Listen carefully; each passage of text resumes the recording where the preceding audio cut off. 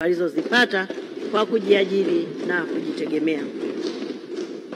Mheshimiwa Spika, napenda pia kulitaarifu bunge lako tukufu kuwa kulingana na kifungu cha 3 kifungu kidogo cha 2B cha sheria ya Jeshi la Kujenga Taifa sura 193 toleo la urekebu la mwaka 2002, JKT inatakiwa kutoa mafunzo kwa vijana ili kuwawezesha kuwa na sifa za kuandikishwa katika Jeshi la Ulinzi la Wananchi wa Tanzania.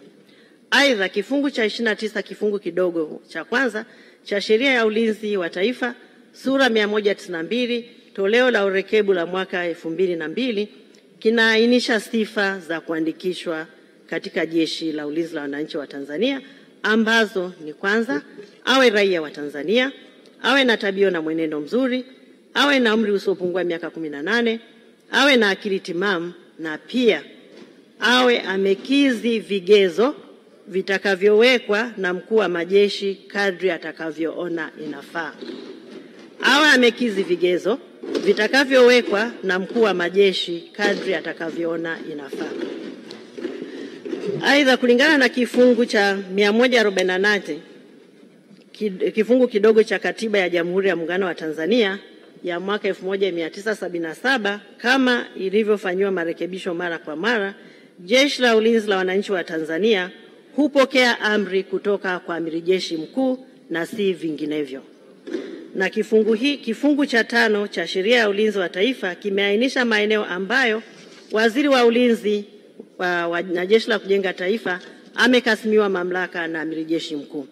Na tangu kuanzishwa kwake, Jeshi la Ulinzi wa Wananchi wa Tanzania hapo tarehe 1 Septemba mwaka 1964 limeendelea kutekeleza majukumu yake kwa umakini mkubwa. Hata pale palipotokea matishio hayo yaliweza kudhibitiwa kwa wakati na ipasavyo. Kupitia bunge lako tukufu, natoa shukrani za dhati kwa bunge, waheshimiwa wabunge na wananchi wote kwa kuendelea kuliamini na kulipa ushirikiano jeshi letu.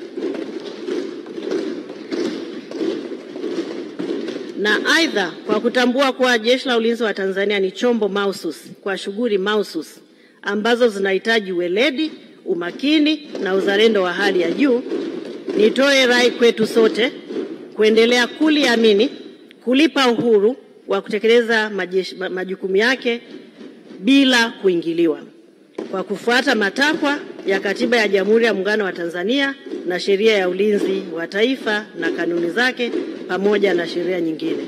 Mheshimiwa Spika na waheshimiwa wabunge, mara nyingi nimekuwa nikisema Jeshi la Ulinzi wa Wananchi wa Tanzania ni chombo mahususi kwa shughuli mahususi, pengine na kwa sitoi ufafanuzi. Naomba nieleze kidogo. Wanajeshi huandikishwa na hawaajiriwi. Na mwanajeshi anapoandikishwa anakula kiapo.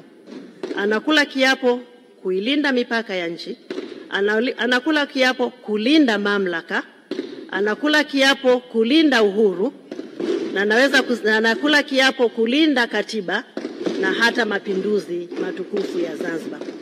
Kwa muktadha huu, uandikishwaji wa vijana katika jeshi unatakiwa ufanyike kwa umakini wa hali ya juu na bila kuingiliwa na chombo chochote isipokuwa kufuata matakwa ya katiba na sheria iliyowekwa.